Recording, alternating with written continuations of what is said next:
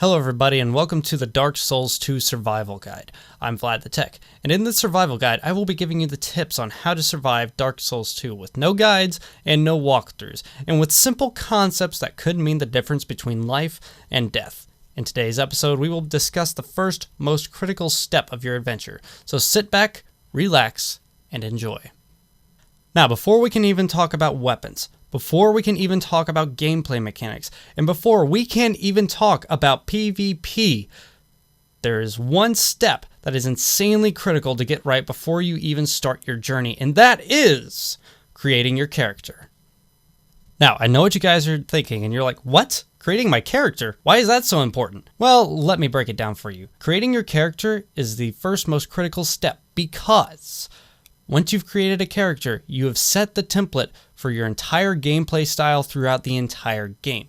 Now, it is possible to go back to things betwixt with a soul vessel and reallocate your skills. However, that will not change the basis for your very character. Your starting stats will still be the same even if you've leveled up several times. So it is very critical that when you start the game that you create a character based around your play style. So, time to get this thing underway. What information is actually necessary here?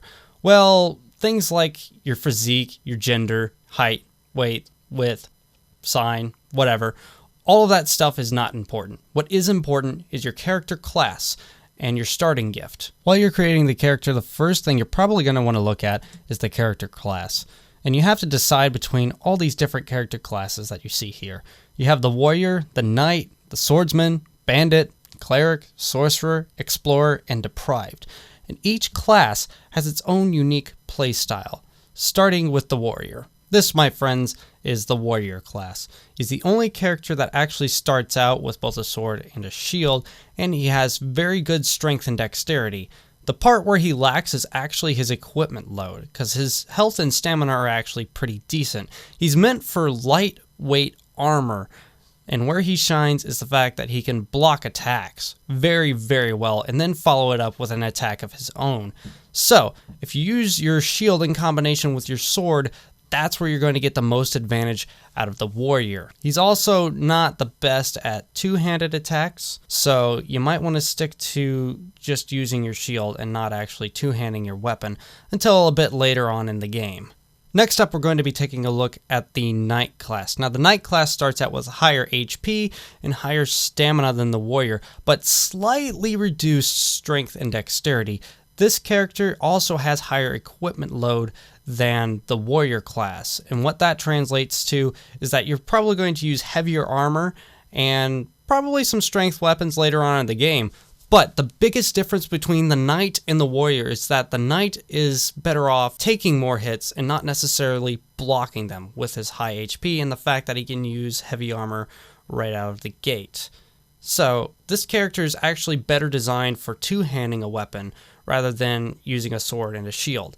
Not to say that you can't get a shield later on in the game and use strength weapons, but that's just how it is from the start of the game. Like I said, you can always reallocate your skills later on in the game, so don't necessarily focus on the fact that you don't have a shield right off the bat or higher strength. It's all on whether or not you want to use heavy armor versus light armor. Next up, we're going to be talking about the two dexterity-based builds. We have the bandit and we have the swordsman. Let's go ahead and take a look at the bandit, shall we? The bandit is actually meant to be the heavy armor sporting character. It still has high dexterity, but mainly the focus is the fact that you could use dexterity-based weapons with heavy armor. Dexterity-based weapons are meant to be weapons that require skill to use, such as the katanas, such as the S-stock, such as the rapier. Sorry, almost said rapier. Thank you, Silvermont.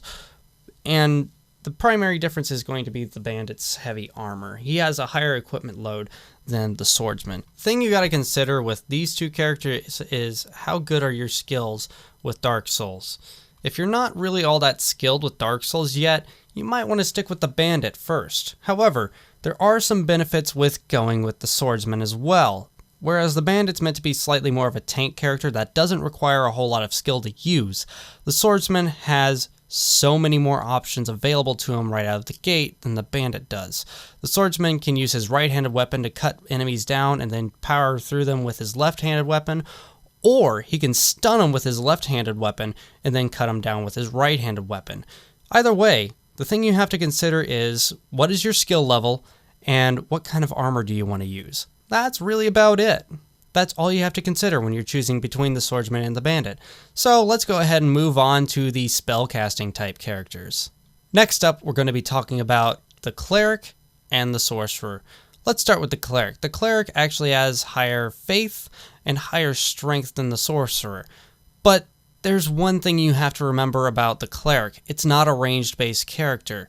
The only thing you have available to you as far as casting goes is a miracle called Heal. What Heal does is it heals your character and anyone you summon as a phantom into the game. That's it. Your primary method of attack is actually going to be the mace, which is actually a strength-based weapon.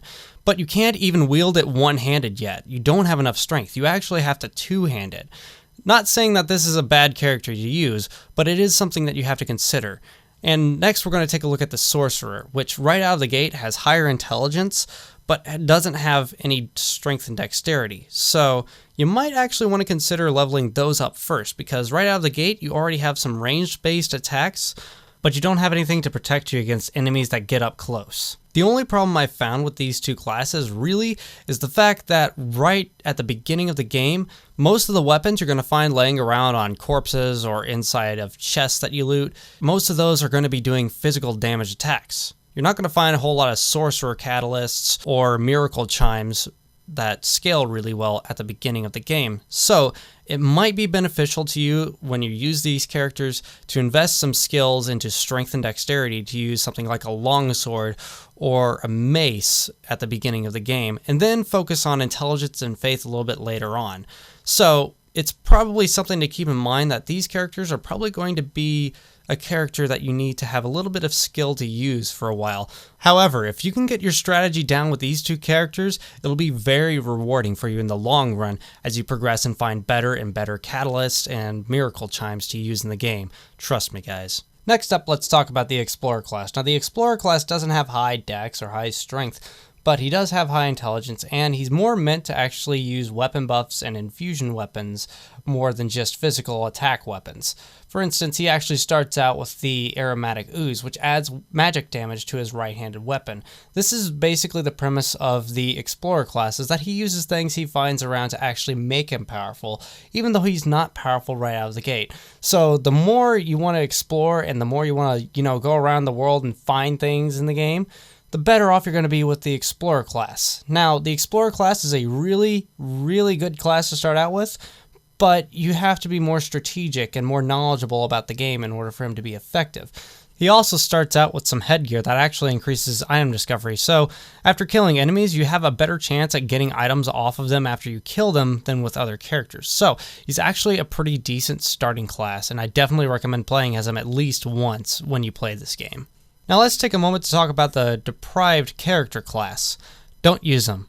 Of course, you might be thinking, what? Why not? He starts out at level 1, he's 6 everything. Why not start out with him? I can create any character I want.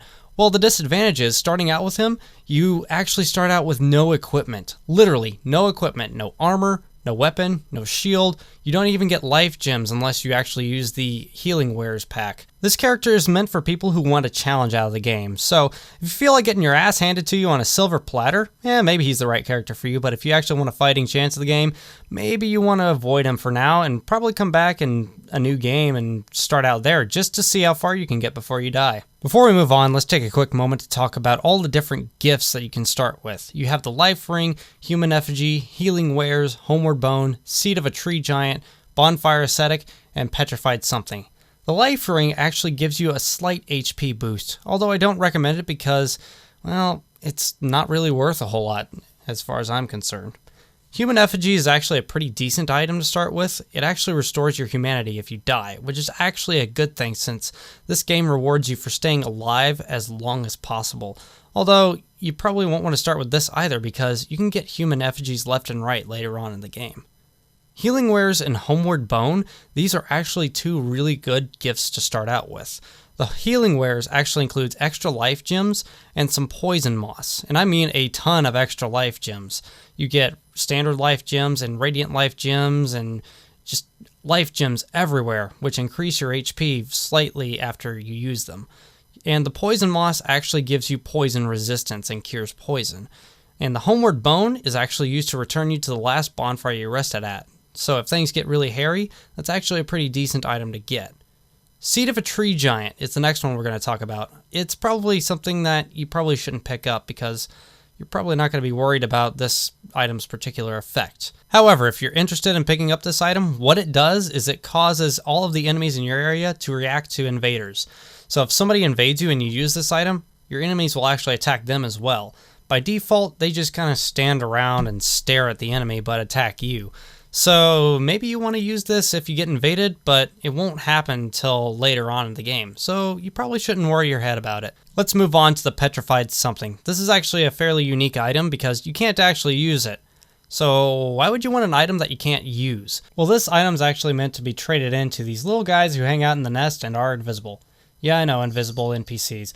But the thing is, if you drop the Petrified Something there, they'll actually trade you for Titanite chunks and things like that. These are all meant to upgrade your weapons. Although you might be able to get these elsewhere, it's actually an item you might want to consider if you want to start upgrading things right away. Lastly, the gift I never advise you guys to get if you're just starting out this game for the first time is the Bonfire Ascetic. Again, it's kind of like choosing the Deprived class. It's only a gift that you get if you want your ass handed to you on a silver platter.